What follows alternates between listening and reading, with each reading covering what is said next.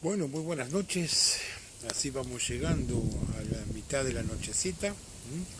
Ya debe ser cerca de la 1 de la mañana aproximadamente, o sea, nos van quedando solo 7 horitas. Ya hemos hecho la mitad de la transmisión. Muy alegres, muy felices, muy emocionados. Como yo les contaba hace un rato, no imaginábamos que íbamos a tener tanta compañía en esta larga noche. Así que acá estamos arrancando el fogoncito. Les contamos que maravillosamente, bueno, tuvimos la presencia de la lluvia maravillosa, con una tormenta grande, que casi nos apaga el fueguito, pero no se apagó. Eso es una gran señal, muy buena.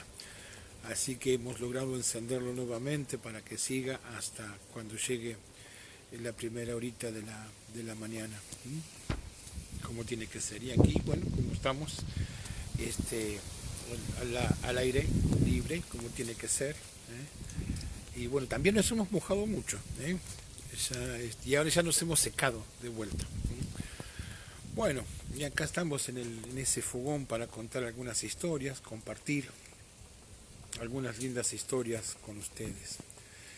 Bueno, muchos ya han ido escuchando un poco estas palabras de los profesionales, de nuestros compañeros y amigos, como Guillermina, como han escuchado también a Marco Giovanetti, han escuchado también a Ricardo Moyano, y ahorita después de que hablemos un poquito en el fogón, van a estar escuchando al doctor Reinaldo Moralejo y después a Julieta Pelizari.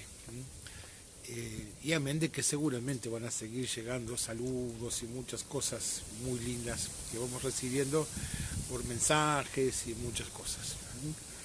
Así que bueno, espero que se esté escuchando bien, que se esté viendo bien. Y bueno, para contarles algunas cositas que para nosotros siempre son muy lindas, de esos caminares, de esos andares. Cuando hemos tenido la oportunidad, las abuelas y abuelos que nos contaron historias acerca de estas huacas sagradas, historias que no se cuentan a menudo y que por ahí se van como mochorreando en algunas noches, ¿sí? Después en los silencios largos. Y las abuelas eran gustosas cuando uno llegaba a ese momento, ¿sí?, de la noche, de contar algunas de esas historias. Y algunas de las historias que ellos nos contaban, ¿sí?, de este ayllu extendido, que a falta de otro nombre, lo conocí como el ayllu pacasca. Nos contaba una historia muy maravillosa, nos contaba la historia de ese último ayllu incaico, ¿sí?, de ese último ayllu que quedaba sobreviviente, de esa sabiduría ancestral que había quedado justamente en esta parte del Colle Azul. Y allí la importancia de esa huaca que para ellos era tan, pero tan importante. Cuando ellos nos contaron acerca de la huaca, nosotros ni siquiera sabíamos cuál era esa huaca ni dónde era. Ellos nos dieron el tiempo para que la huaca nos encuentre a nosotros, ¿sí? En el principio yo pensaba que era un mito o una leyenda, porque ellos a esa huaca le daban un nombre particular. Esa huaca la llamaban Vilcabamba. Y por lo que yo había leído y escuchado, Vilcabamba estaba muy al norte, en Ecuador, ¿sí? O incluso algunos pensaban la Vilcabamba como la Paititi que estaba del Cusco hacia el lado de la selva. Algunos creyeron que el poblado de Vitcos o Espíritu Pampa había sido esa Vilcabamba, ese último lugar de resistencia del mundo quechua, del mundo inca. Pero aquí que, revisando, ¿sí?, y viendo todo esto que nos contaban estas abuelas y abuelos, empezamos a ver que había algunas cosas que al menos hipotéticamente nos resultaban como mínimo posibles, según su historia, ¿sí? Tras la caída, ¿sí?, de Atahualpa y tras la huida hacia la selva de los últimos 4 incas, justamente de la ciudad de Espíritu Pampa, o los incas de Vilcabamba, como también se los llamaba, ¿sí? El último en caer fue Tupac Amaru I, a manos de los españoles. Ellos pensaban que los españoles, tras la búsqueda del oro, siguieron en dirección a la selva, ¿sí? Siguieron en dirección en busca del dorado, en busca del Paititi, lugar que nunca encontraron. Pero cuando se hablaba de este lugar, de esta Vilcabamba, muchas veces yo tenía entendido que era un lugar no físico, que era un lugar más bien de índole sacramental, espiritual, donde de alguna manera se encontraban, de acuerdo a sus palabras, los hijos del Tata Inti, ¿sí? No los hijos de Pachamama y Pachacámac, ¿sí? Inti y Quilla. Ese era el único dato que ellos daban específicamente, y que era el lugar de los últimos Incarris. Palabra que con el tiempo empezó a resonar en nosotros la palabra Incarri y la profecía digna del Incarri. Fue mucho el andar y también a veces preguntar y a veces no recibir respuesta, hasta que una vez nos contaron la historia.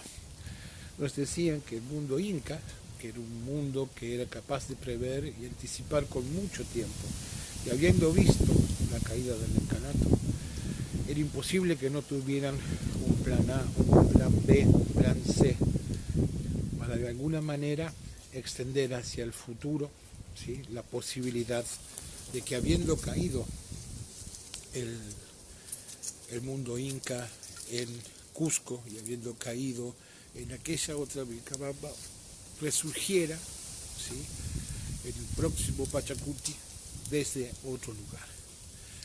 Y ellos creían que es cierto que habían enviado parte de ese oro, o al menos era lo que contaban, pero que el verdadero tesoro lo habían enviado en otras direcciones. Que habían enviado el verdadero tesoro, ¿sí?, una parte de ese tesoro hacia el... Acá para que se quede más vamos quieta a la ver imagen. si se queda la imagen más quieta aquí. Esperen un segundito, ahí está. Bien, ahí está. ¿Se ve bien? Más para acá, ahí está. Pues si no se mueve mucho. Ahora sí, es que tengo la manito con frío. Entonces, parte de esa historia maravillosa que nos contaron, decía que el verdadero tesoro se había enviado hacia el Collasuyo, hacia los lugares más alejados, ¿sí?, hacia la huaca más alejada del Corincache, del centro del Cusco. Pasaron los años, ¿sí?, y nosotros seguíamos tras la pista de cuál podía ser esta huaca, esta última ciudadela de los incas, casi mitológica para nosotros en aquel momento. Y ellos decían que el verdadero tesoro que habían mandado hacia el sur era nada más y nada menos que la sangre de la panaca real incaica, ¿sí?, que habían enviado parte, ¿sí?, de algo que se llamaba las aclas, ¿sí?, las ñustas, las mamacochas, las mamaconas, ¿sí?, las colias, un grupo de mujeres sabias que, mientras los hombres libraban las batallas, ¿sí?, escaparon hacia el sur junto con miembros de la Capacuna, ¿sí?, y una parte obviamente de otros hombres que iban cubriendo este escape del Cusco. También decían que algunas fueron justamente hacia el este, y que posiblemente lo que los españoles conocieron como Amazonas era nada más y nada menos que parte de este grupo de atlas que había quedado en esta parte de la selva, ¿sí?, custodiando otra ciudad sagrada conocida como Miscayani, ¿sí?, o el lugar donde estaba Mama Nahuarque, ¿sí?, la esposa de Incari. pero otras decían que habían quedado cerca del lago Titicaca, cerca de la Isla del Sol, ¿sí? Y otras habían seguido su rumbo mucho más al sur. Cierto es que el mundo andino se caracterizaba haciendo sus alianzas con los diferentes pueblos a través de algo muy importante, que era la relación de, nosotros lo llamaríamos de alguna manera casamientos, ¿sí? o emparejamientos de curacas con collas de las diferentes panacas del mundo incaico. Dependiendo de la importancia de cada lugar, ¿sí? Era parte de estas panacas que justo decía, hablábamos con Ricardo, ¿sí? Collana, Payán y Collao.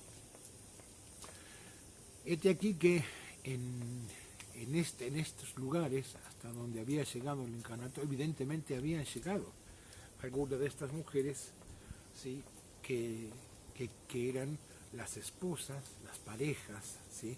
Los complementos de los curacas de los lugares que había aquí en el mundo Colla, en el mundo Diaguito Calchaquí. Por lo tanto había un lugar donde esperarlas, donde recibirlas. Tenía sentido. Más un día escuché, ¿sí? allá a fines de los 90, mediados de los 90, la frase, la última ciudad de los incas. Y realmente de la mano de un compañero que en aquel momento transitaba y yo trabajaba con él me daba trabajo en aquel tiempo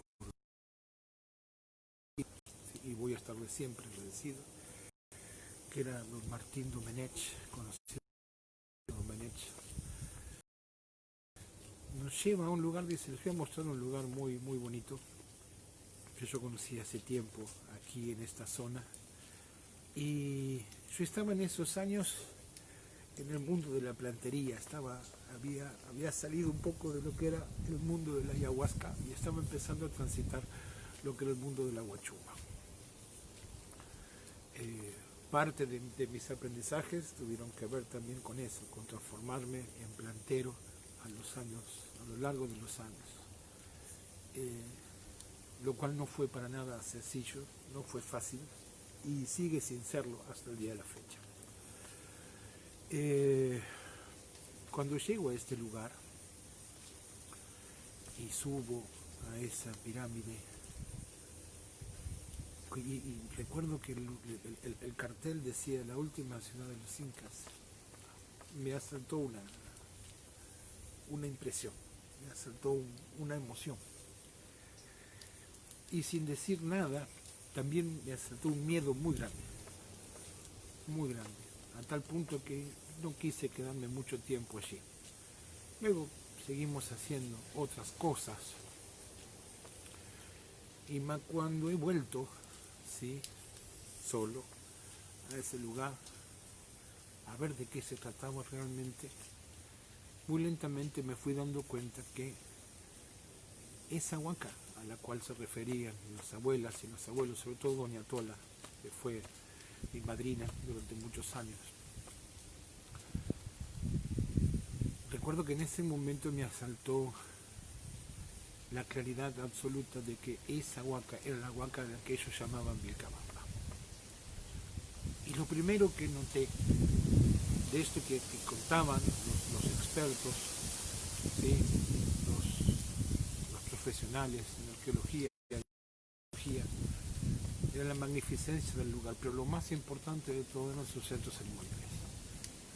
Estos dos centros ceremoniales de altura, que ahora se llama uno el oriental y el otro el occidental, pero que rápidamente a mi vista, ¿sí? de transitar durante tantos lugares, tantos sitios y hablando con tantos abuelos, no tuve duda de que una se trataba del centro ceremonial del sol y el otro del centro ceremonial de la luna.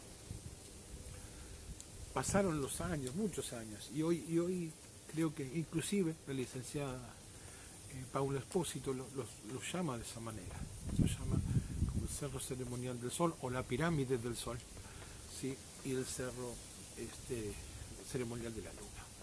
Por su forma, uno tiene una forma bien empinada.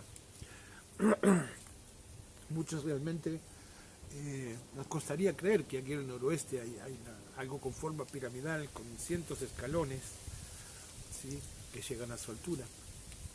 Y en ese momento vino a mí algo que doña Tola me había dicho, que era el lugar donde residían los hijos de Pachacámac y Pachamama, y que estos hijos eran conocidos como los Vilcas. Y estos Vilcas, ¿sí? Eran nada más y nada menos que Inti y Quilla.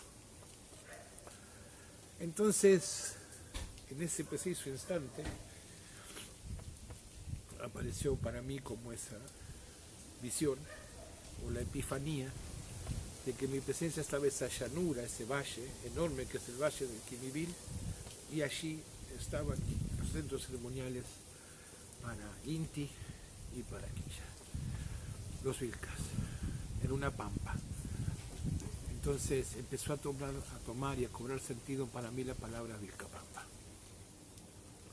Pero no terminó allí, porque no solo alcanza a veces con las historias, bien como decían los profesionales, también tenemos que descubrir en el terreno si esas cosas tenemos mucho humo, si esas cosas pueden ser posibles. Que esas princesas, ¿sí? Del mundo andino, esas últimas representantes de las panacas reales incaicas, llegaron tan al sur.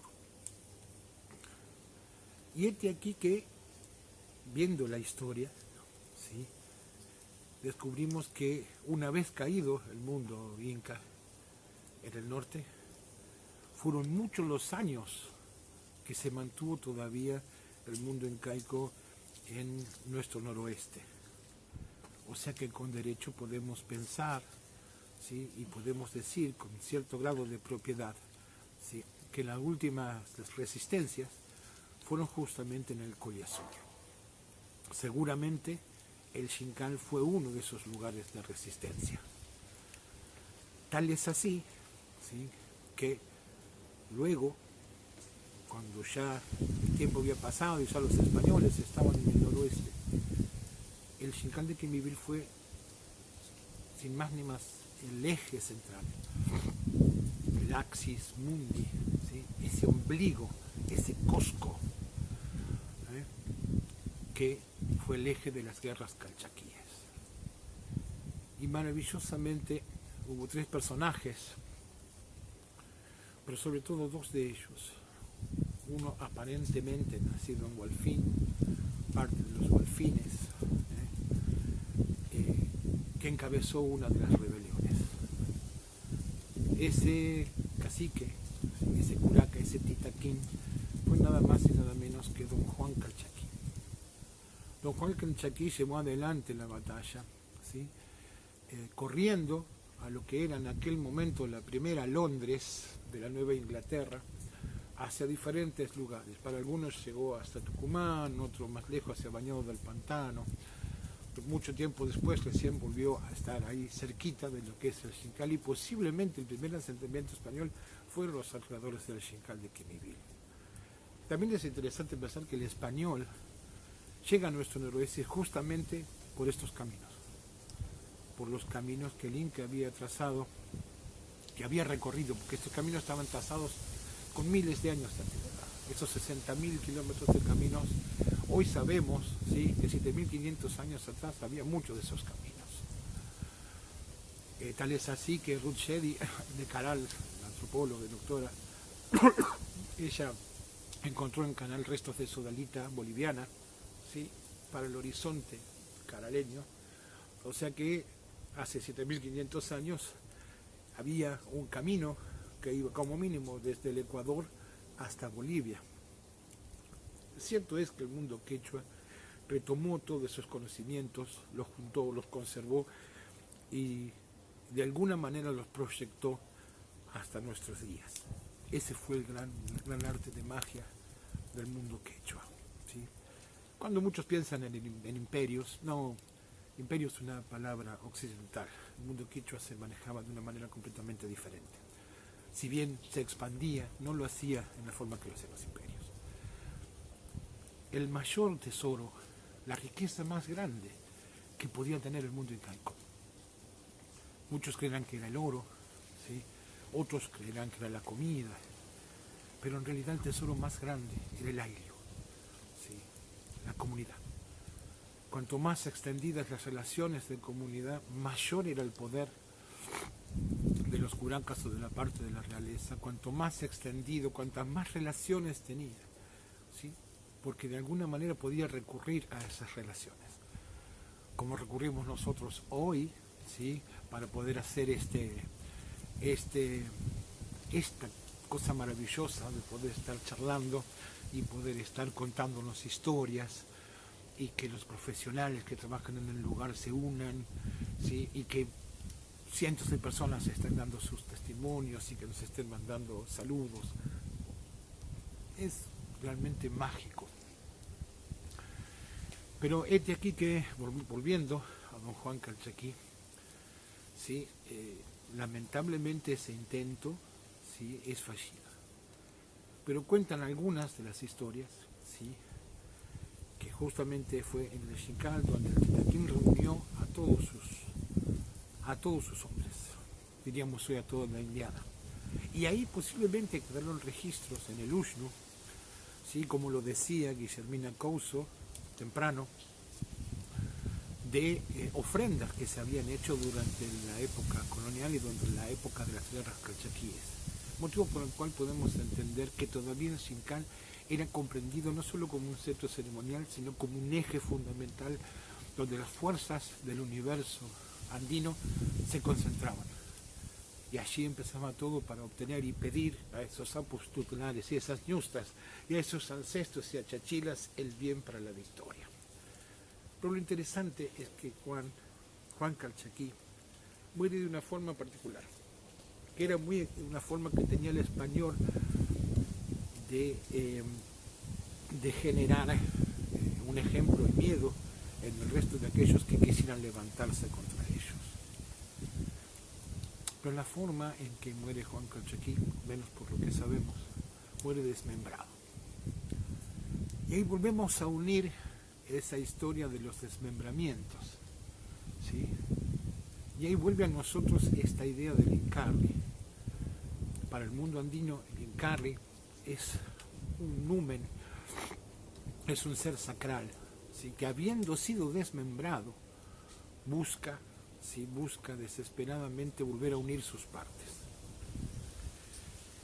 Al punto tal que solo se espera ahora que encuentre su cabeza y una vez unida su cabeza con el resto de su cuerpo, se levante nuevamente, ¿sí? Para traer un nuevo Tahuantinsuyo, ¿sí? En una época, en un Pachacuti, conocido como el Pachacuti de luz, conocido como el buen momento, el gran momento del Añincauce, y luego del Mastay, luego del momento del Taripaypacha. Y aquí tenemos algo interesante. Tupac Amaru I muere desmembrado como inca, ¿sí? En las revoluciones posteriores, Tupac Amaru II también muere desmembrado como inca. La gran pregunta que yo me hago es por qué en aquel momento Juan Calchaquí también muere desmembrado como inca. ¿Correrte un poquito, Juan? No, está bien. Sí, no sé cómo ponerlo. La verdad el fogón está bárbaro, pero hablo y me hace así como una especie de saumo. ¿Por qué no te corres un poquito y bien, corremos no hay problema, voy a tratar de terminar. Acá se ve bien por la lucecita.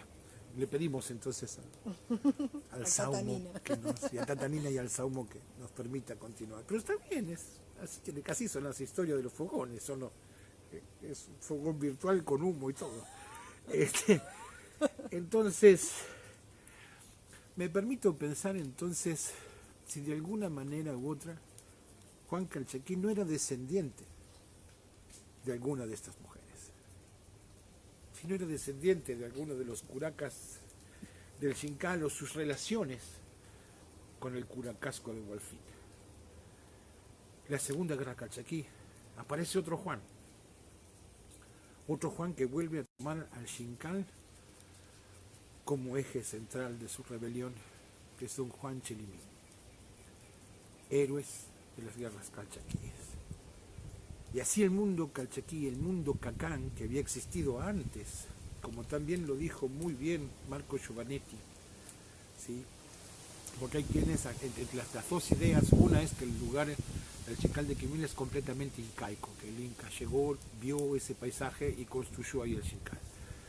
La otra idea, a la cual yo adhiero, es que no, que este lugar era preexistente, que era un lugar posiblemente con filiación ciénaga, condorhuasi y seguramente aguada. No tengo ningún tipo de dudas de que el lugar tenía una filiación aguada, y que es allí cuando llega justamente en la época, al final de Aguada, cuando llegan en el periodo de integraciones regionales, es cuando llega el Inca en 1570 aproximadamente a nuestro noroeste. Entonces me pregunto si estos titaquines, estos curacas, estos caciques que llevaron adelante la última resistencia, ¿sí?, originaria en nuestro territorio, no fueron de alguna manera los últimos descendientes de los viejos incas de Vilcabamba. Y el último dato que me lleva a pensar en esa dirección es que en la última rebelión, que para muchos, y históricamente, de acuerdo a los cronistas, fue ni más ni menos que la de un español conocido como Bojorqués, pero también fue conocido como el falso Inca. Ahora bien, ¿por qué Bojorqués se transforma en titaquín diciendo que él era un Inca? ¿Y por qué, si los pueblos de aquel momento se reunían alrededor de él en este último intento de recuperar lo que sabían de alguna forma u otra que estaban a punto de perder? Entonces la palabra Inca todavía resonaba profundamente en aquel momento. Y lo interesante es que este, entre comillas, falso Inca sí fue reconocido por los suyos, por la indiana, y fue castigado por el español como tal. Algunos cuentan la historia, yo no la sé a ciencia cierta, de aunque último momento Bojorqués traiciona a sus compañeros y los entrega. Otros dicen que no, que Bojorqués siguió hasta el final y que por eso terminó como terminó, sí, en una cárcel por los propios españoles. Entonces me pregunto si no fueron estas las últimas resistencias del mundo incaico en el Colla Azul. Y me pregunto entonces si el Xincal de Quimilín no es por derecho entonces la última ciudadela sagrada de los incas. Dijo Marco Giovanetti que no cabe duda que era un lugar muy especial, único, dentro de los cientos de lugares que hay al sur del Colla Azul. ¿Por qué? Porque esa extraña magnificencia que nos remite al Machu Picchu, que nos remite a esos lugares, ¿sí?, con esas construcciones imperiales maravillosas como en el Valle Sagrado, y que sin embargo en su simpleza contiene ese profundo sentido de sacralidad. Esas fueron preguntas que fueron recorriendo mi mente y que a lo largo de los años de recorrer el lugar, en amaneceres, anocheceres, noches, días, calores, fríos, recorrer todas las zonas aledañas, descubrimos muchas cosas.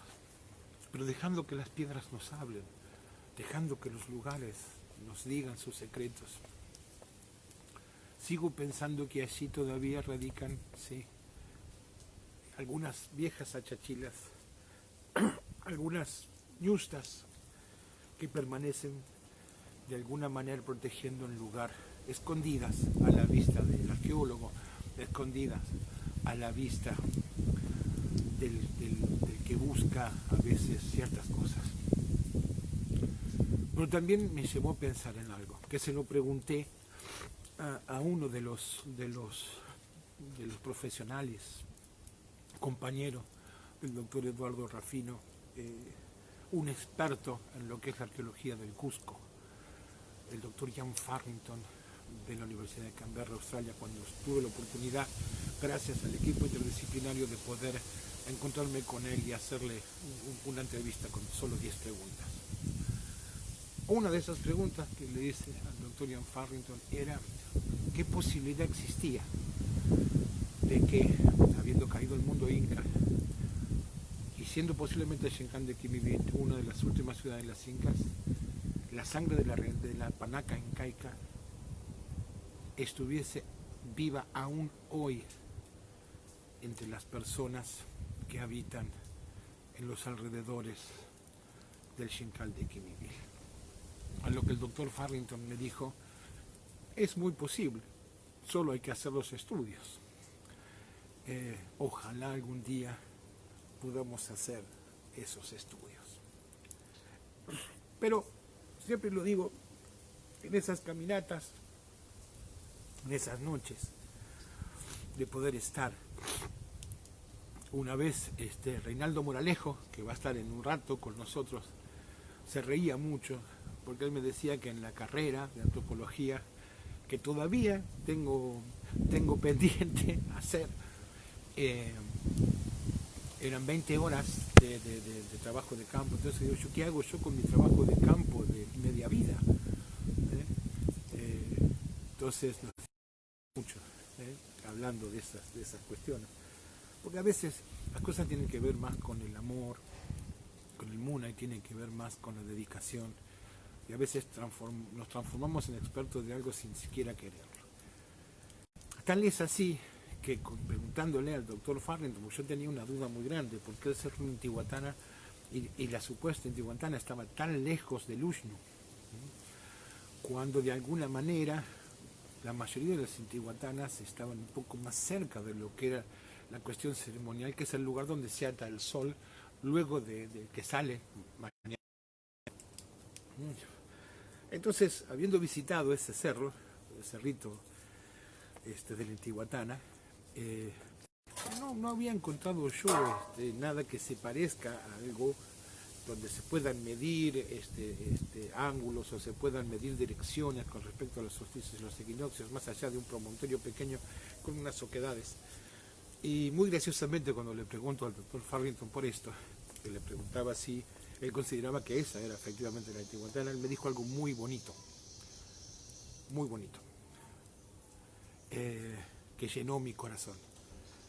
Ian Farrington me dice que él había estado en el lugar con su esposa, que ya no estaba viva, y que junto a ella, junto al doctor Rafino, habían investigado el lugar, y que ella había encontrado ese lugar, y ella había pensado en este lugar como posible Intihuatana, y que él no había podido decirle que no. Entonces me parece que muy bien, en honor a ese amor, siga siendo ese lugar de la Intihuatana. Sin embargo, tiempo después, una tarde mientras escribía mis anotaciones, ¿sí? Porque también me dediqué a trabajar, a investigar, a medir, a encontrar estas otras alineaciones, como yo les decía, los solsticios, equinoccios, ¿sí? Sobre todo las caídas del sol de estos momentos, los juegos de luces y sombras, y a ciencia cierta es mucho lo que me ha tocado descubrir, que todavía muchos de los arqueólogos no lo saben. Pero alguna de esas cosas sí, y hay una que hoy la mencioné justo cuando estaba hablando con el doctor Moralejo. Estaba sentado haciendo algunas de mis anotaciones, justamente por la dirección de esa línea de piedras que yo había visto hacía muchos años antes, que es la que Marco Giovannetti termina de definir, que realmente apuntaba a la salida del Inti Raymi, justamente abajo de esa línea de piedras. Un día, sentado comiendo unas nueces y unas pasas de uva, y justo el día anterior, Manuel Morales había limpiado toda esa parte, ¿sí? Y ante mis ojos aparece algo maravilloso, la imagen de un cóndor de piedra,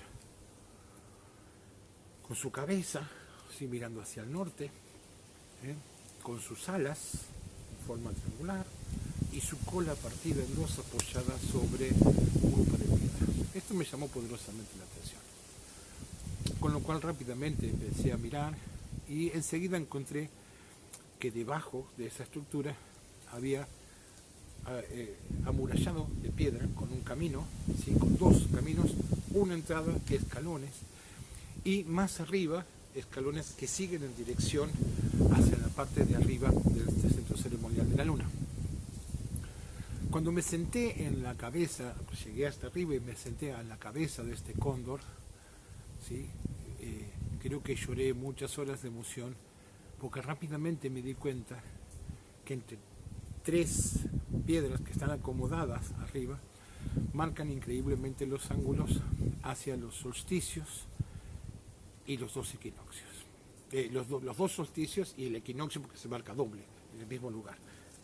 O sea, es una distancia entre la salida del sol hacia el norte y hacia el sur, ¿sí? Como los puntos más lejanos, y justo la mitad de ese lugar es la dirección justa geográfica del este, que es donde aparece el sol en el equinoccio de primavera y en el de otoño. Entonces muchas veces nos reímos porque a mí me gustaba hacer todas esas investigaciones pensando cómo lo hubieran hecho ellos, cómo lo hubieran visto, qué hubieran usado. Y mi equipo de trabajo eran unas lanas con las cuales medía la distancia, partía la mitad, volvía a medir, hacía mis anotaciones. Esos palitos que veíamos hoy, el callado con la B, donde podíamos apoyar los palitos para ver si realmente apuntaban o no a un lugar determinado, ¿sí? Y así fui estudiando este grupo de piedras maravillosas que a mi parecer, hipotéticamente, hasta que no se haga un estudio formal sobre la misma, tiene todas las posibilidades de ser ni más ni menos que el Intihuatana, ese lugar donde se ataba el sol, ¿sí? Tras la ceremonia del Inti Raymi. Y una de las abuelas del lugar un día me dijo algo muy claro: ¿y qué esperaba usted, mi hijo, que ha celebrado tanto tiempo el Inti Raymi, que el lugar no le iba a mostrar el lugar donde atarlo? Y creo que ese ha sido uno de los regalos más grandes que he tenido, ¿sí?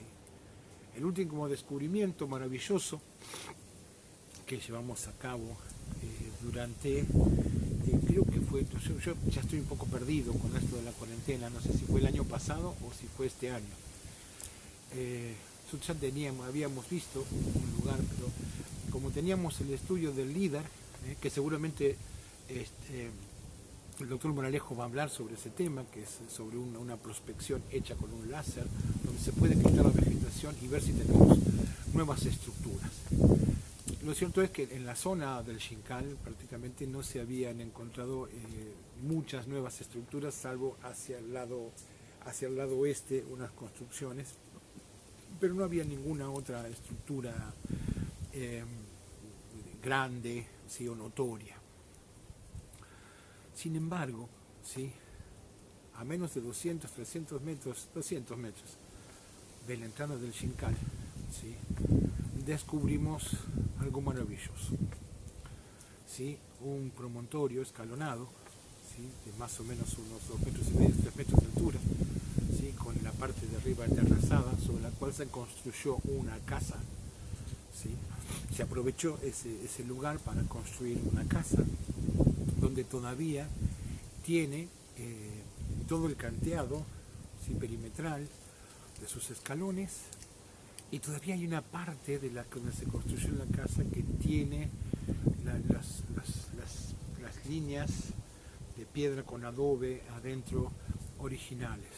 La estructura tiene unos 30 metros por unos 15, casi 20 metros de largo por ancho, más otras estructuras asociadas, más piedras canteadas muy particulares que están en el lugar, y algunas se utilizaron de esas piedras nada más y nada menos que para hacer la parte de la acequia que lleva el agua en el lugar. Pero lo interesante es que la entrada, ¿sí?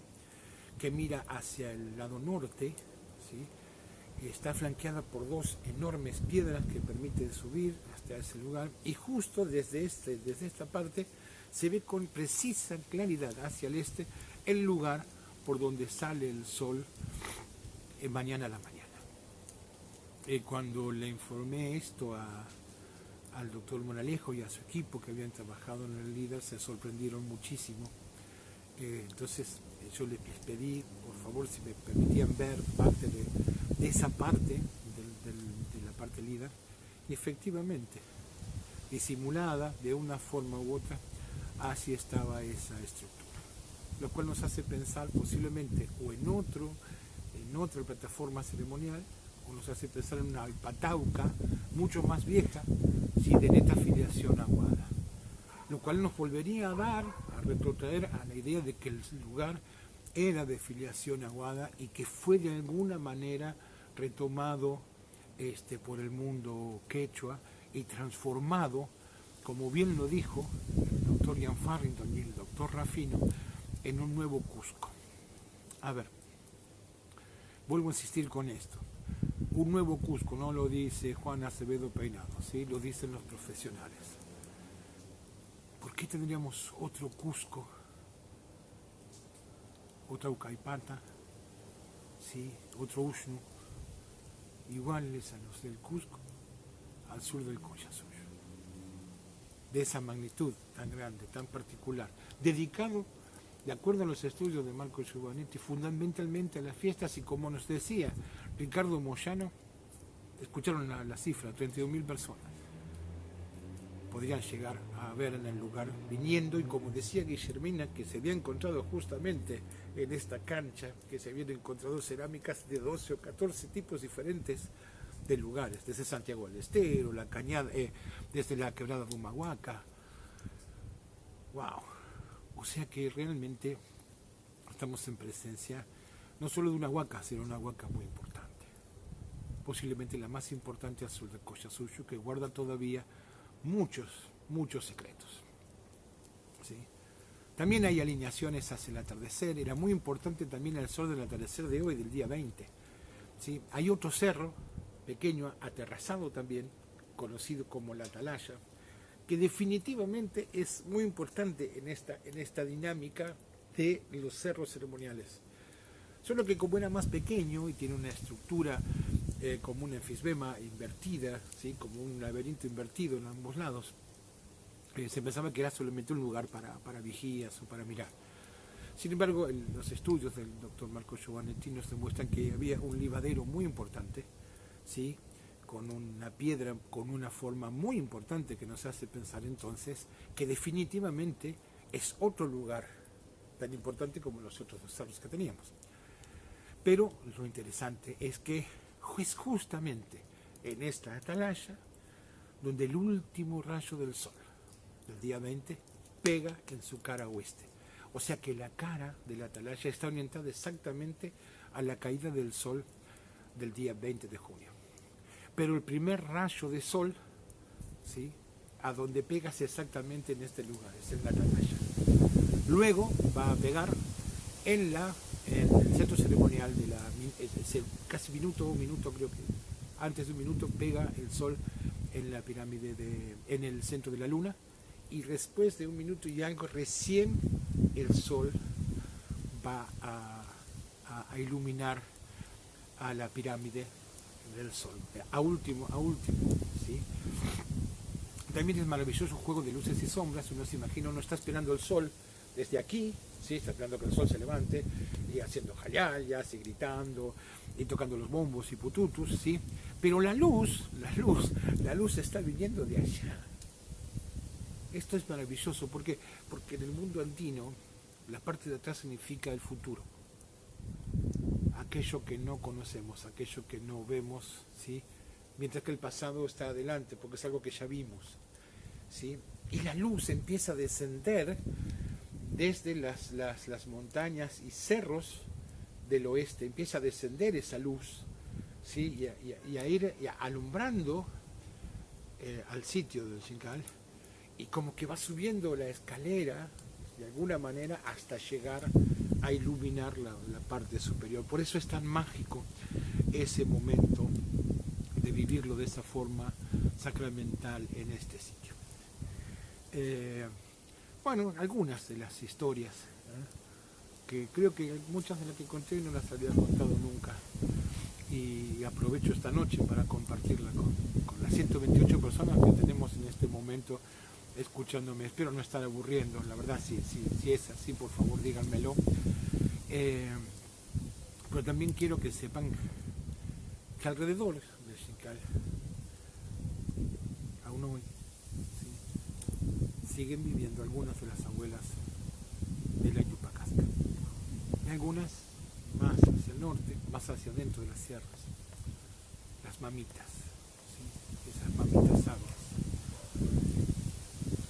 Hoy justamente Rosita Nieves del Xincal, que bueno, que tuvieron unos problemitas con el video, que no pudieron llegar a mandarlo, pero Rosita está con una de ellas esta noche. Cuando empezamos estaba con una de ellas, que mandó muchos besos y saludos para todos. Entonces yo quiero que sepan que muchas de esas personas que parecen mitológicas o parecen que son como susurros en el viento, tienen carne y sangre, existen, están ahí esperando, y cada tanto tienen a bien desvelarse, mostrarse, como fue lo que me ha tocado a mí en mi juventud, salido de la adolescencia hasta ya ser adulto. Poder escucharlas, poder estar con ellas, poder conocer estos misterios. También pensamos que el lugar tiene, al igual que el ser humano, tiene 7 centros importantes, centros donde la energía se manifiesta, que tienen que ver justamente con esta distancia de los cerros. 7 ñahuis, ¿sí?, 7 lugares donde la energía se manifiesta de forma, y obviamente el más importante es el que le corresponde al Ushno. Pero este lugar había sido particularmente olvidado, ¿sí? O sea, pensamos energéticamente el Xincal como una maquinaria que con 500 años se oxidó, ¿sí?, y dejó de moverse y producir lo que producía. Estas huacas tan importantes no solamente eran centros ceremoniales y reunían a toda esta gente, sino que lo que hacían como ombligos, como coscos, eran absorber, ¿sí?, absorber las energías densas de todos los que allí estaban para estas fechas y transformarlas en una saigua, en una enorme columna de energía que subía a Hanajpacha, de energía liviana o sabia. Y algo de esto pasa a todos los que transcurrimos en este lugar. Sentimos que nos quita parte de nuestra pesadez y nos da una energía renovada, una energía única, que a veces se transforma en luces, que danzan, ¿sí?, al son de los cantos y las llamadas, en lo profundo de las madrugadas, en el medio de la noche. Y es de aquí entonces que creemos que también es un lugar que, acorde a lo que nos decían las abuelas, tiene que ver con algunas de las profecías. Y ellas nos contaban dos profecías muy importantes para ellas. Una de las profecías que ellas hablaban era de la profecía del cóndor y el colibrí, más que la del águila y el cóndor, que unían al mundo amazónico, y ahí yo me identifiqué muchísimo con mi mundo guaraní, ¿sí? Ellas insistían, ¿sí?, que las grandes abuelas, que las grandes brujas, las grandes videntes Condorhuasi, ¿sí?, tenían mucho de guaraníes, ¿sí?, por la forma en que pintaban sus cuerpos, y de alguna manera yo sigo creyendo que parte de mi gente, tras la búsqueda del Ibi Manaí, que es nada más y nada menos que la tierra sin mal, llegó a muchos lugares. Llegó muy al norte, muy al oeste y muy al sur, ¿sí? Ese She que decimos nosotros como todos, también lo encontramos en el mundo mapuche, ¿sí?, ese Che del Che Guevara, ese Che del chechismo argentino, es muy típico del mundo guaraní. También encontrando entre esas cosas maravillosas que vamos escuchando y revolviendo y viendo a los cronistas y viendo los estudios de uno, de otro, de aquí, de allá, encontramos que una de las deidades más antiguas del mundo andino era conocida como Con. que luego sería conocida como Con Tixi Huayracocha, ¿sí? Pero en su origen, Con tuvo un origen vegetal, se nació a sí mismo, ¿sí? De una negrura muy grande y de la espuma del mar. Y así se nace, ¿sí? Como vegetal. Y es justamente un ser alado muy maravilloso, aquel que en medio de su fragor de creación se da cuenta que Con se olvidó de comer y está a punto de morir. Este ser es nada más y nada menos conocido en el mundo andino como el Coriquenti, o también como el colibrí de oro, ¿sí? Que liba de las flores de la corona de Con y le da de beber.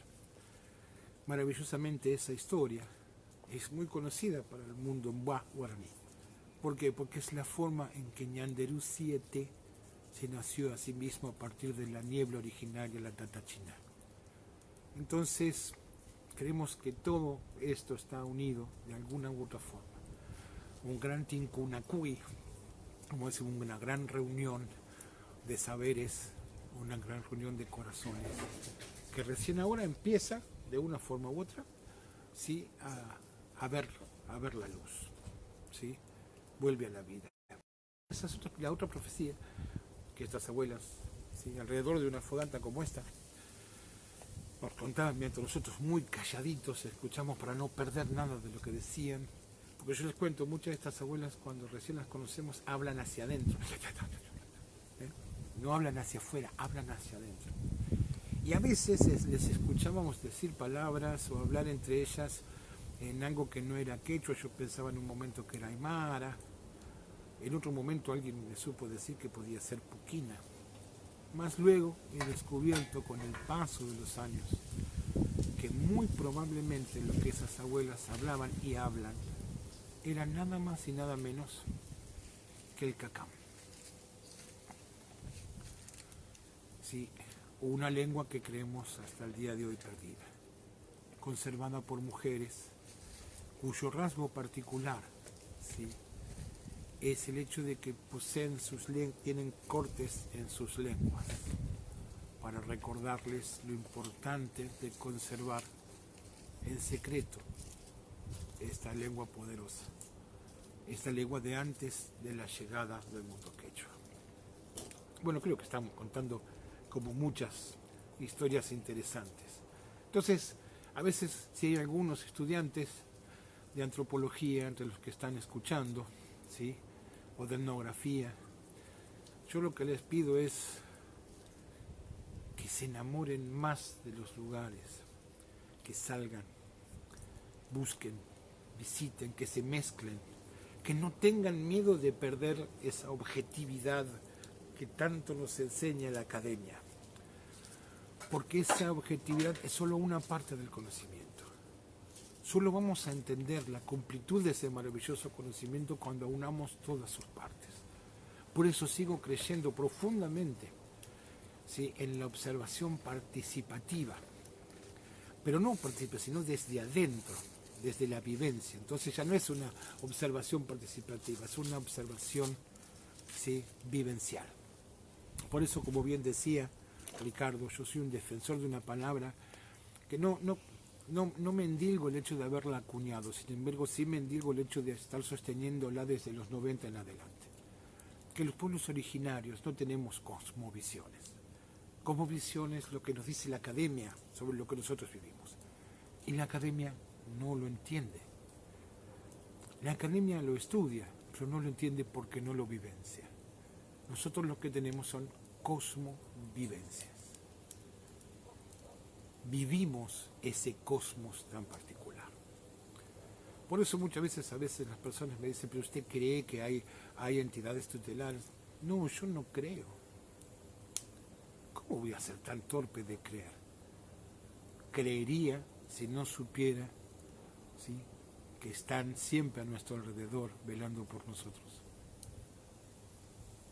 La creencia es para aquel que no tiene la certeza o la seguridad de algo.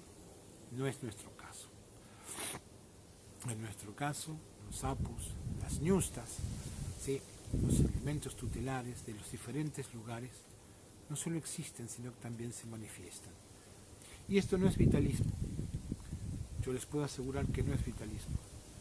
Porque si algo me ha tocado en este transitar, no fue solamente aprender del mundo originario, sino que cuando escuché por primera vez la palabra chacarruna, que era hacer puente, ¿sí?, entre el mundo occidental y el mundo originario, lo que se me pidió como tarea era ser un experto tanto en un mundo como en el otro. Lo cual me lleva hasta el día de la fecha un enorme trabajo. Todos los días estoy trabajando en eso. Y eso me ha permitido, de alguna u otra forma, alcanzar un conocimiento formal que hoy me permite tener como amigos a estas personas maravillosas, como es este grupo de profesionales que tanto hacen por el Xincal de que vivir. Entonces, dentro de esas historias maravillosas, dentro de esa profecía, que ustedes no sé si se dan cuenta que estoy dando vueltas, estoy haciendo un mushu, estoy chamullando, a mi amigo Wauke Marcelo, que debe andar por ahí, que hace un ratito me llamó cuando estaba empezando y no lo pude atender, así que Wauke, ahora después que termine seguro te atiendo. Era la profecía que donde todo termina, todo comienza. Y ellas no tenían ningún tipo de dudas de que esta huaca era, sin más ni más, el lugar donde todo había terminado, donde la gran sacralidad del mundo andino había visto su fin. Motivo por el cual ellas estaban seguras, ¿sí?, de que con el trabajo necesario, con el muna innecesario, con el yanka innecesario, con el shacha innecesario, con el ain innecesario, esa maquinaria energética podía ser vuelta a la vida. Y cuando cuento esto siempre me emocionó mucho. Ellos nos pidieron, ¿sí?, que encontrásemos a su cuidador. Nosotros pensábamos que era una persona. Además estábamos seguros que los cuidadores eran la familia Morales. Pero un día descubrimos que el cuidador no era lo que nosotros creíamos. Era algo mucho más grande. Era algo que había dormido durante los últimos 500 años, ¿sí?, o había dormido como mínimo durante los últimos 300 años. Y esa maquinaria energética, esa maquinaria de memorias, de yushanas, de rememoraciones, ¿sí?, de voces, de ancestros, ancestras, ¿sí?, de conocimiento profundo, guardado en cada una de sus piedras, guardado en su paisaje, guardado en sus ecos, guardado en aquellos que todavía habitan en el lugar, ¿sí?, podían volver a la vida y transformarse en algo único, en un centro desde el cual el conocimiento volvería a subir desde el sur hacia el norte, como ya lo había hecho antaño. Las abuelas contaban que el conocimiento hacía mucho tiempo atrás había subido desde estos lugares hacia el norte. Ellos hablaban de una entidad muy particular, a la cual no nos permiten decir con mucha facilidad, ¿sí?, pero sí me permito decirles que era el Apu originario, el primero, a la cual ellas llamaron el Otorongo.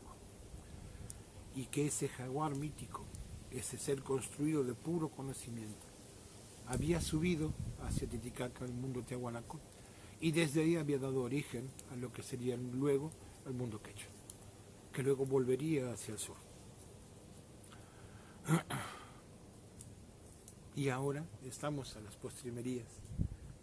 Si logramos entre todos construir, ¿sí?, un huatay, un tejido que nos permita que el lugar sea lo que tiene que ser, el lugar para que las comunidades cercanas al lugar, ¿sí?, las comunidades originarias de toda la zona puedan volver a encontrarse en el lugar como realmente les ha pertenecido siempre.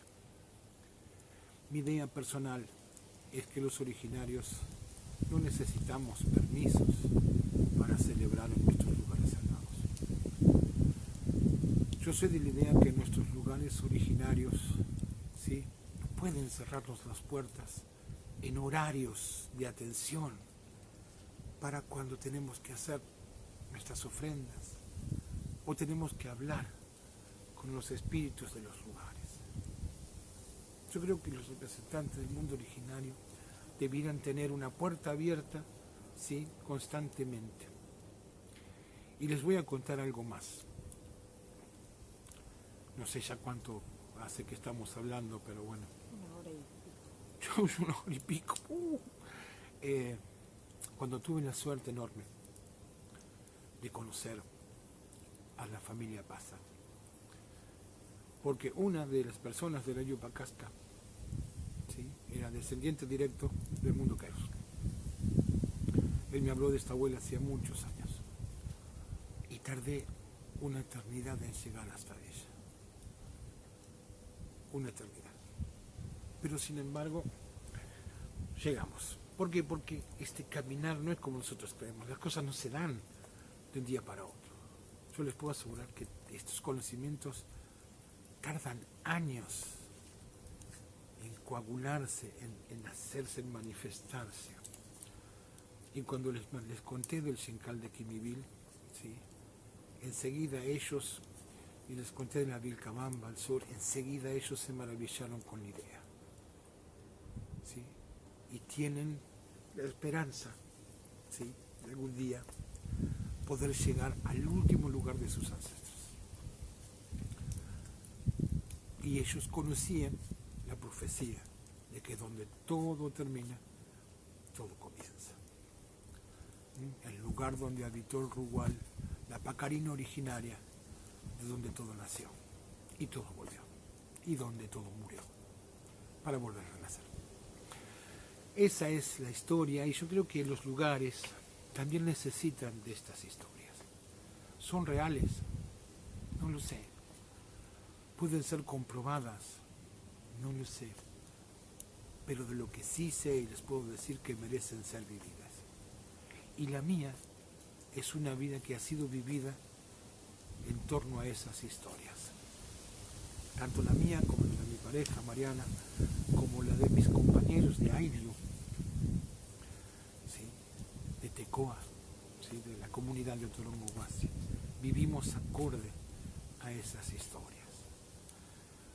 O sea, puede que algunas no se comprueben nunca, puede que otras solo sean memorias, pero lugares para seguir viviendo, para seguir existiendo, necesitan que nos enamoremos de ellos. Y el Xincal de Quimivil definitivamente, para mí, es un lugar de profunda sacralidad. El occidental diría de profunda espiritualidad. Y así lo creo, así lo siento. Creo que es realmente ese lugar físico que esconde otro lugar que habita solo en lo profundo de nuestros corazones. Y cuando descubrí, gracias, y le doy gracias a la gente que me ayudó a descubrirlo. A veces uno cree que las cosas no son buenas o que son de alguna manera muy dolorosas, pero a través de ese dolor tenemos la posibilidad de encontrar otros horizontes, nuevas posibilidades. Y cuando fuimos de alguna forma u otra privados de la posibilidad de seguir llevando adelante la celebración del Inti Raymi en la Huaca, descubrimos un mundo maravilloso. Creo que la Huaca era mucho más grande, que iba más allá de las quebradas, de los puestos hasta los Colorados, y subía por el Durazno, iba hasta Fiambalá y llegaba hasta las termas. Y mire si nos habrá hablado el lugar que tuvimos la gracia inconmensurable de encontrar un sitio sin tocar, ¿sí?, en las cercanías de las termas de Fiambalá. Pero como si eso fuera poco, tuvimos la oportunidad el año pasado, en este momento, a esta hora misma, estar en medio del desierto, junto a la huaca de Huatungasta, la de barro, la vieja. Entonces, hoy imagino, y es mi imaginación quizá, que el Xincal era algo mucho más grande, que llegaba hasta Huatungasta y posiblemente más allá. que iba por lo que es la cuesta de Miranda, que iba por el camino mucho más al norte, que no son solo esas 21 hectáreas que creíamos que están cercadas. Y ahí nos dimos cuenta de algo maravilloso. Hay una historia que para los que han estado tiempo en Londres, sobre todo en el Shingal, conocen, de que algunas personas han visto al sitio en lugares donde no corresponde verlo. Me doy el permiso de nombrarla. Una de estas personas es alguien que ha partido hace muy poco, doña Pola Saleme, de quien tengo los mejores recuerdos. Y ella misma nos ha contado que junto con su esposo, una tarde, ¿sí?, en su chacra, que no está cerca del sitio del Shingal, los trabajadores lo llamaron porque habían encontrado algo hacia el fondo de la chacra, algo que ellos mismos no podían creer. Le dijeron que por favor vayan urgente porque no sabían qué era lo que había en el fondo de su chacra. Cuando doña Pola y su esposo han ido al lugar, doña Pola, que sí conocía el lugar, no tuvo ningún tipo de duda de lo que estaba viendo. Ella estaba viendo nada más y nada menos que al Shingal de Quimivir en un lugar donde definitivamente no debía estar. Tal fue así que se acercaron hasta una de las pircas, y ella dice que ahí le atacó un gran sueño, como un sopor, ¿sí? Y ahí quedaron dormidos, mas cuando despertaron el lugar ya no estaba en el lugar. Y esa misma historia la cuentan más de una docena de personas. Ahí nació esta idea maravillosa de un Shingal que se mueve. También debo ser realista. Dentro del lugar nos han pasado cientos de experiencias. Perdernos, por la noche no encontrar los lugares que buscábamos, encontrar otros lugares que nunca más volvimos a ver, encontrar gente en el lugar muy profundo en la noche. Realmente es un lugar mágico. Hay algo que yo le llamo la luminaria, que es como un estallido de luz que se produce de golpe. Y a mí me gusta pensar que es esa maquinaria maravillosa de Sami, de energía que se produce, ¿sí?, que inunda todo lo que hay a su alrededor. Entonces, cuando nos descubrimos con esto, nos dimos cuenta que el Shingal era algo más que un sitio arqueológico. El Shingal es una idea, ¿sí? Y los sitios arqueológicos pueden ser olvidados, pueden ser atendidos, pueden ser dominados, ¿sí?, pueden ser administrados, ¿sí? Pero hoy creemos que el Shingal, ese Shingal que camina, que llegó esta noche, que está con nosotros aquí, en este momento, es una idea. Y las ideas no se matan. Y cuando una idea entra dentro de nuestra mente, de nuestro espíritu, puede hacer cosas increíbles y maravillosas. Hoy creemos que hay un Shingal por fuera de los alambrados.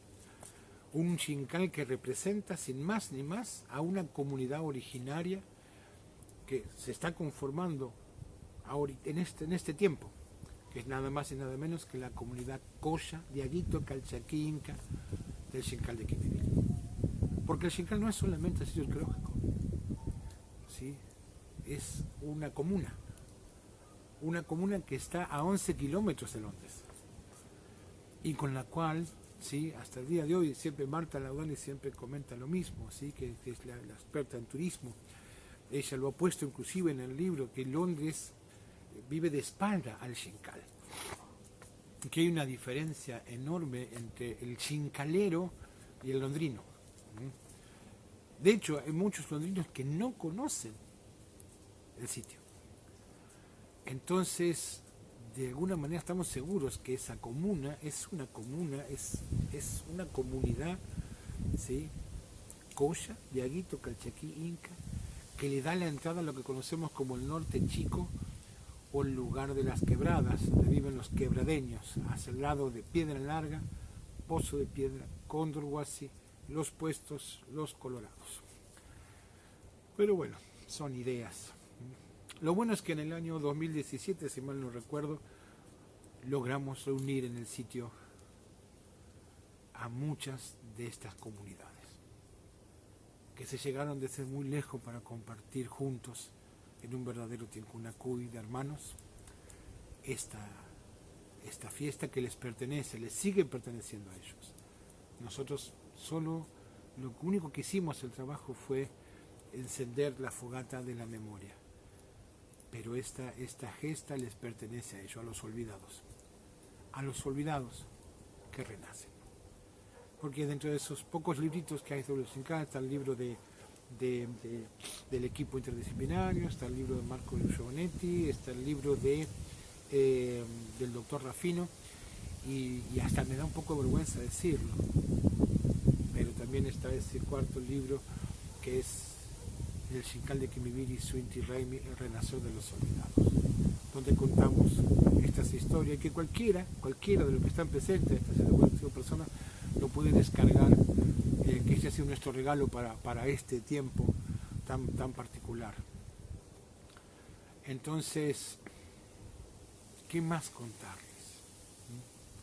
Contarles que el ciclo que viene quizás estemos allí, juntos, ¿sí?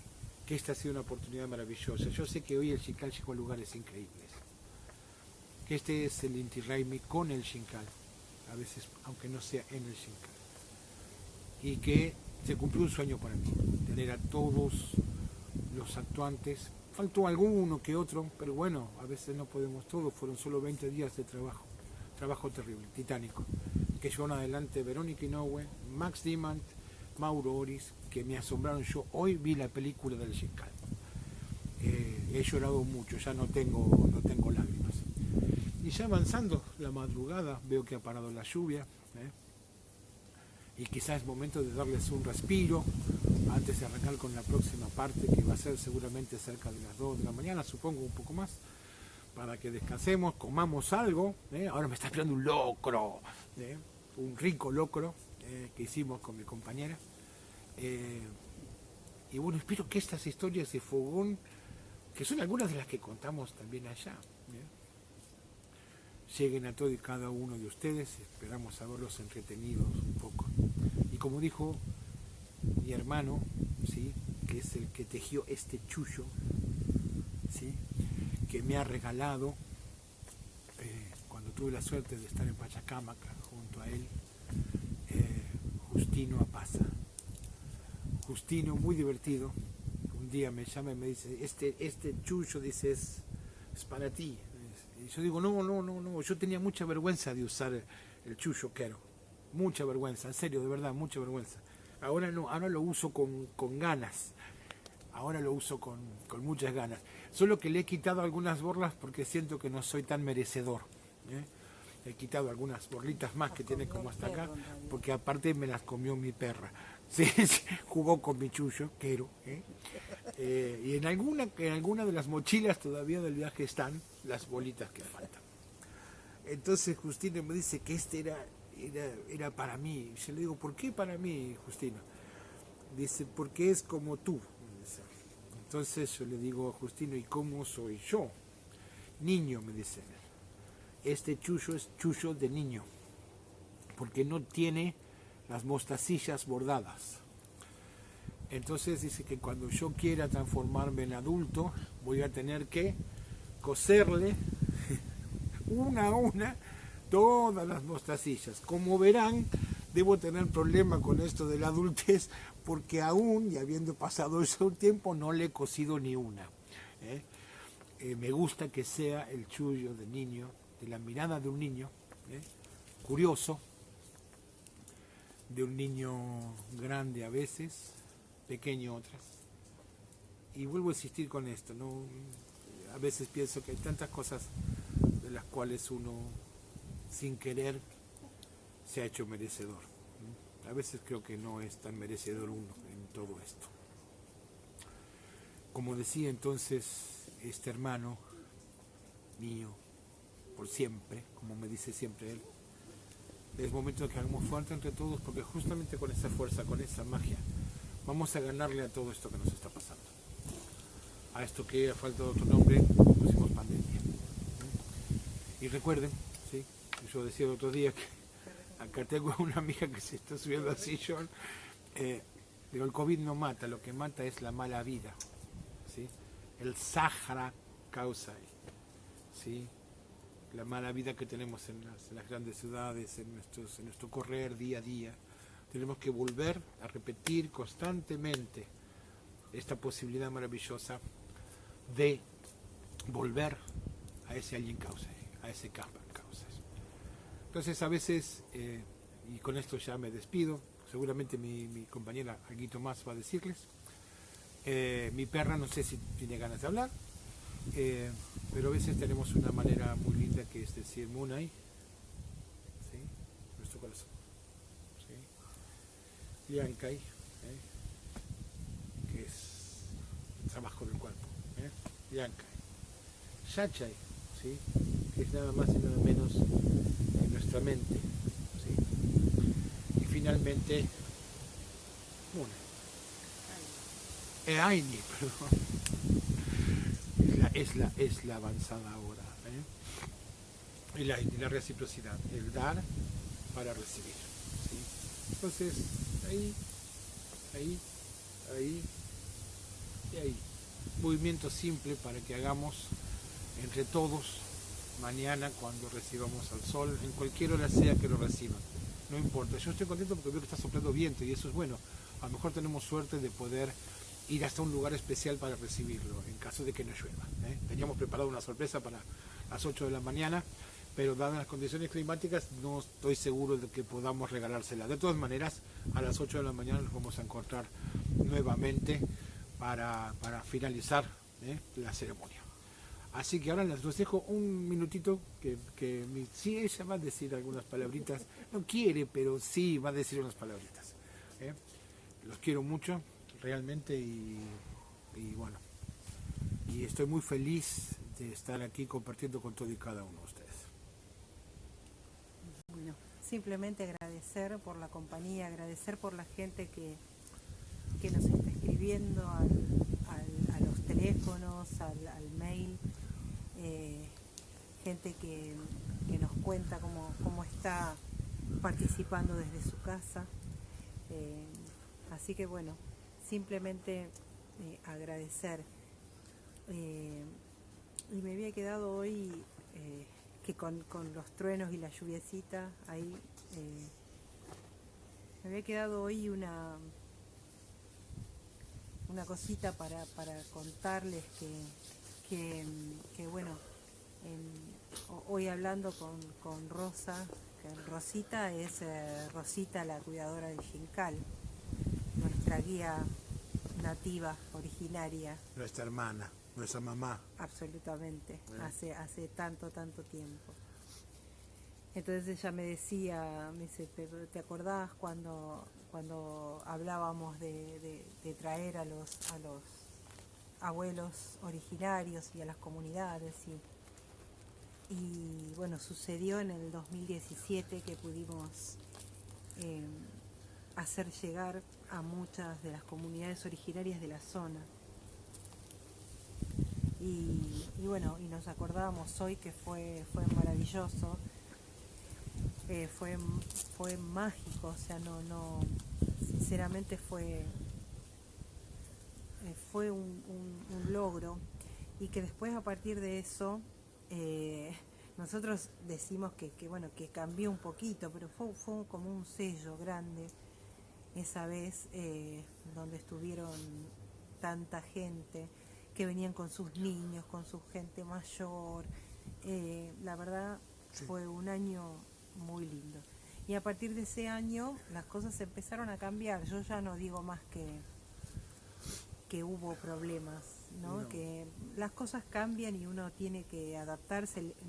A nosotros personalmente nos costó hasta físicamente poder aceptarlo, porque bueno, porque conocíamos el lugar y uno también tiene ese recelo después y esa cuestión, ¿no? También a veces egoísta me parece, ¿no? Como que por un lado uno quería que cuiden el lugar, que velen por él, y después no, por ahí nos costaba un poco los cambios, ¿no?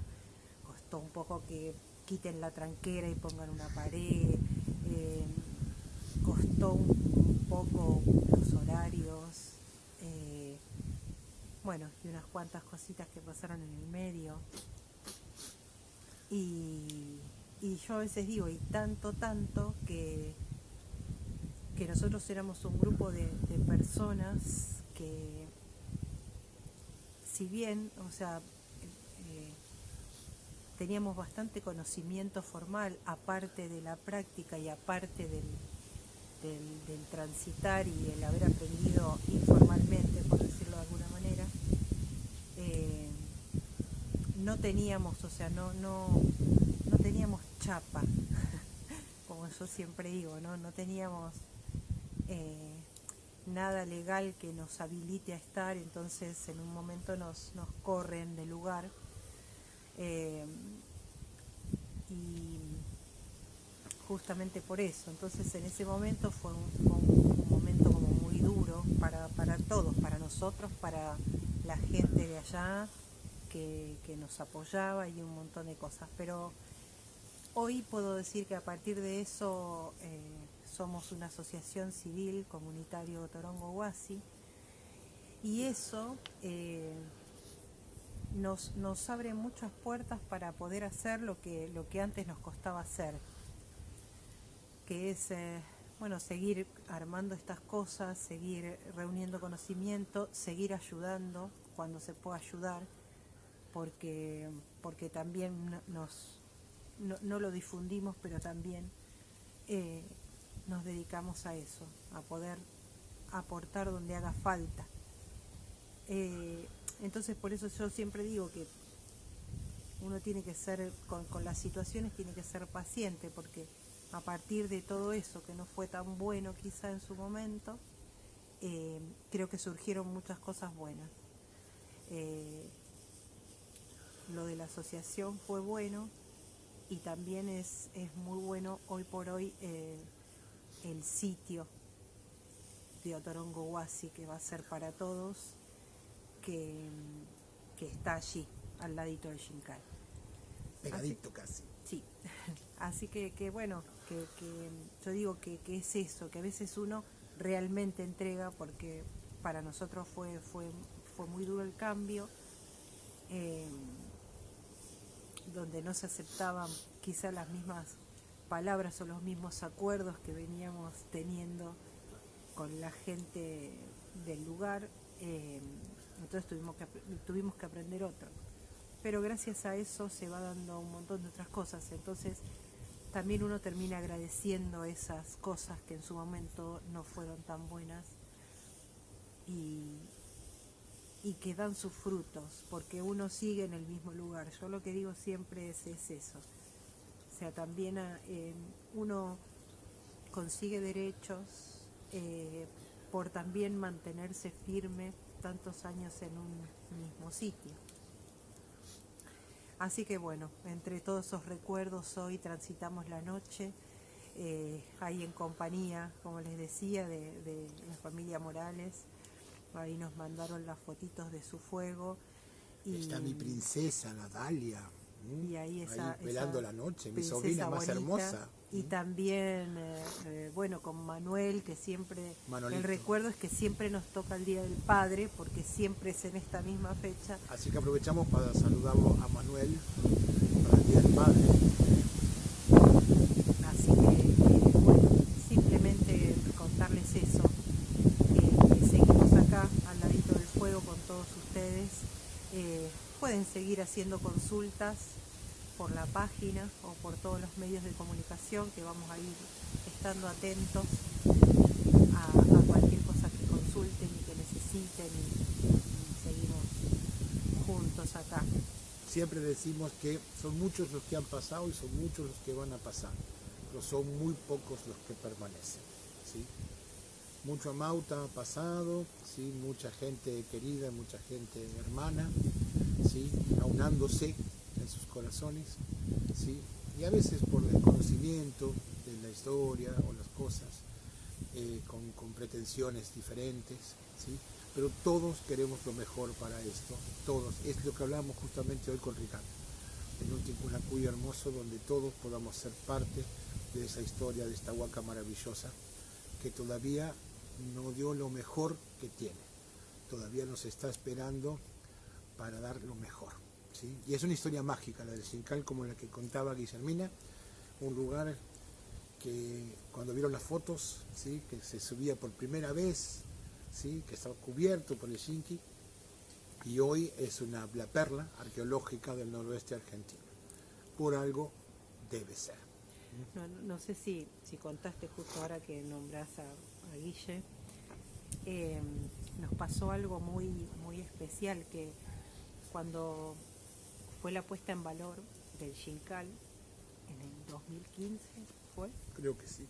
En el 2015, bueno, nosotros asistimos, es más, fue en ese momento fue también una sorpresa para nosotros, porque nos presentan, estaba la gobernadora de la provincia y un montón de autoridades, y nosotros fuimos a dar una mano más que nada, y nos presentan como comunidad originaria al comunitario, así que también fue un momento emocionante, porque estábamos ahí paraditos al lado de las comunidades originarias de la zona, y fue muy emocionante por eso. Pero ahora que recuerdo, en ese momento nosotros no conocíamos a los chicos, a los arqueólogos, al equipo, y hacía muy poco que había fallecido Doctor Rafino. Y bueno, nos cruzábamos todo el tiempo, pero no conocíamos exactamente quién era quién, había muchísima gente, y nosotros estábamos ayudando mucho a Rosa, a Manuel, que estaban atendiendo a todos, y en un momento ellos se reúnen frente al museo, que estaba terminadito hacía poco, y ellos nos piden, claro, ellos nos piden si por favor podíamos hacer una ceremonia para ellos, que antes de inaugurar, y también por esto de la pérdida de su maestro, de su mentor, ¿no? Así que fue muy especial ese momento, o sea, fue porque nosotros los mirábamos y decíamos, bueno, eran profesionales muy académicos parecían, y nos estaban pidiendo, nosotros digo, hasta uno pensaba, digo, hasta qué punto creerán. Fueron tan respetuosos, fue tan hermosa esa ceremonia que hicimos para ellos, los ahumamos, hicimos el recuerdo ahí de su maestro, el recuerdo y despedida, y fue un momento mágico. Yo digo, cómo se dan así en ese tipo de lugares sagrados y tan fuertes, se dan esas conexiones tan particulares, y ahí fue donde se formó un cariño muy especial por ellos, y ellos con nosotros también. Por eso también agradecemos su presencia. Es muy importante para nosotros que la palabra de ellos es muy importante porque nos enseñan, y es muy importante también por cariño. Sí, yo creo que nada de estas cosas se podrían hacer si no es por profundo cariño. Imaginen que hubo gente trabajando 15 días sin parar, y está trabajando ahora, en este momento, sin parar. Sí, siguen trabajando para acompañarnos y acompañarlos a ustedes. Entonces, bueno, de nuevo agradecemos a todos, y nos estamos viendo a estas 125 almas maravillosas que están ahí. No ha bajado nunca de 100 personas toda la noche, realmente increíble. Lindo. Y los estamos viendo hacia la llegada del nuevo día. Igual seguimos compartiendo desde la página. Acuérdense que ahora está Reinaldo Moralejo, nuestro amigo, nuestro querido Cute, ¿sí? Que va a contar sobre todo esto que les contaba del líder, que es muy importante, ¿sí? Y Julieta Pelizari, que es una artista maravillosa, y es un ser muy humano, muy especial, con una belleza maravillosa. Yo digo que todas las yustras están ahí trabajando con ella cada vez que se pone a pintar y a hacer esas cosas tan lindas. Así que Sonko y Manta para todos, Urpillay, Sonkollay, y como decimos en el comunitario, Urpillay, Kentillay para todos. Chupananches Cama.